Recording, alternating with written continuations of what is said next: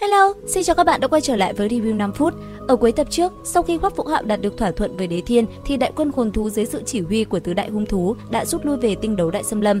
Thành Sử Lai Khắc giành chiến thắng vẻ vang, dù hơn 1/3 chiến sĩ và hơn 2 thành hồn sư tử trận, hầu hết mọi người đều bị thương, tất cả hồn đạo khí thủ thành và định trang hồn đạo pháo đạn đều bị phá hủy hoặc tiêu hao hết.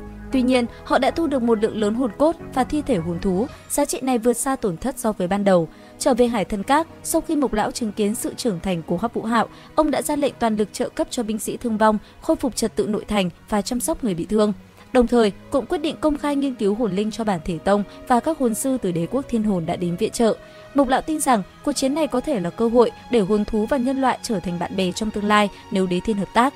Rất nhanh, Sử Lai Khắc phát lời kêu gọi các hồn sư đạt đến bình cảnh hồn lực tham gia thí nghiệm với số lượng 100 người chấp nhận rủi ro nhất định. Trong số đó, 5-6 người tự nguyện báo danh và 4 tiêu suất còn lại do Học viện Sử Lai Khắc lựa chọn.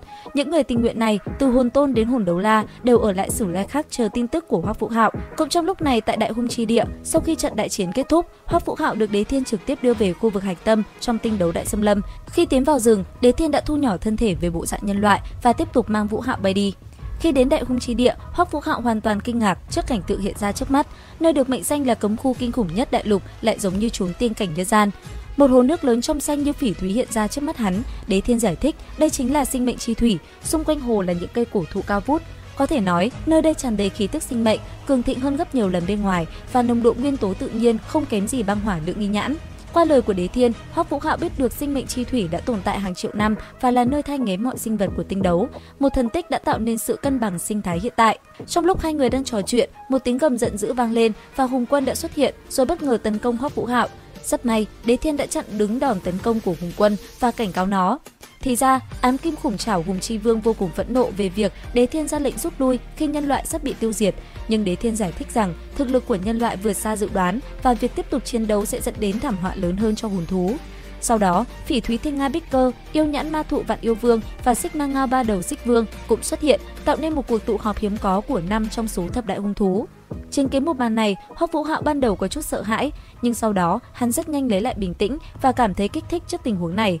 Kế đến, theo yêu cầu của Đế Thiên, Hoắc Vũ Hạo đã triệu hồi Tuyết Nữ và kể lại câu chuyện về hồn linh cho tứ đại hung thú nghe. Hắn nhấn mạnh rằng chiến tranh chỉ dẫn đến hủy diệt và việc tạo ra lợi ích lớn hơn mới là giải pháp căn bản. Nghe xong, Bích Cơ đã hỏi về mối quan hệ giữa Hoắc Vũ Hạo với Tam Nhãn Kim Nghê và lý do vì sao Thụy Thú lại hiến tế. Hoắc Vũ Hạo dù rất đau khổ khi nhớ lại, nhưng hắn cũng thành thật kể hết chi tiết đầu đuôi sự việc. Câu chuyện đầy bi thương và chân thành của hắn đã chạm đến cảm xúc của các hung thú. Bích Cơ đã rơi nước mắt, Xích Vương trầm tư, Vạn Yêu Vương mơ hồ, Hùng Quân căm phẫn và Đế Thiên tràn đầy thất vọng, mất mát. Họ nhận ra rằng sự hiến tế của Thụy Thú không phải là do bị lừa dối, mà là một phần của tình yêu và sự hy sinh mà giới hồn thú khó có thể hiểu được. Sau khi nghe câu chuyện, Đế Thiên khẳng định lại cho các hung thú rằng Hoắc Vũ Hạo là người được Thụy Thú hiến tế và truyền thừa khí vận. Điều này có nghĩa là nếu hắn tử vong, khí vận của tinh đấu cũng sẽ đoạn tuyệt. Nghe đến đây, Hùng Quân mới kiềm chế lại sự hung hãn của mình. Ở bên cạnh, Vạn Yêu Vương bày tỏ sự tin tưởng vào hồn linh dựa trên ví dụ của Tuyết Nữ, nhưng hắn cũng lo ngại về việc hồn thú có thể mất thần trí sau khi chuyển hóa.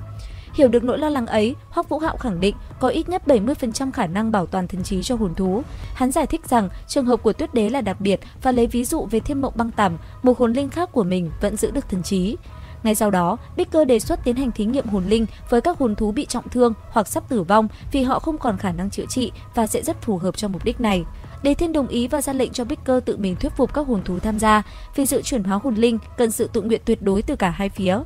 Lúc này, Hoắc Vũ Hạo cũng đề xuất tìm thêm những hồn thú sắp bỏ mạng nhưng không tham gia chiến tranh vì tính cách của chúng đơn thuần hơn và ít thù hận hơn nên sẽ phù hợp cho thí nghiệm ban đầu. Rất nhanh, Đế Thiên ra lệnh cho Xích Vương đến Sử Lai Khắc để thông báo cho họ mang người đến biên giới tinh đấu Đại Xâm Lâm sau 3 ngày để tiến hành thí nghiệm. Trước khi bắt đầu, Hoắc Vũ Hạo nhấn mạnh rằng mọi sự hợp tác phải dựa trên thành ý từ cả hai bên và nếu không thể gạt bỏ hận thù sẽ không có tương lai. Nghe vậy, Đế Thiên cảnh cáo các hung thú một lần nữa, đặc biệt là Hùng Quân phải áp chế thủ hạ của mình vì việc này liên quan đến tương lai của tinh đấu Đại Xâm Lâm. Cuối cùng, cuộc họp kết thúc, Đế Thiên để Hoắc Vũ Hạo ở lại bên sinh mệnh chi thủy để nghỉ ngơi, còn các hung thú khác trở về lãnh địa của mình.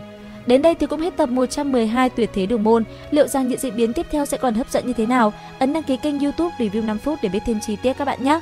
Bây giờ thì xin chào và hẹn gặp lại các bạn.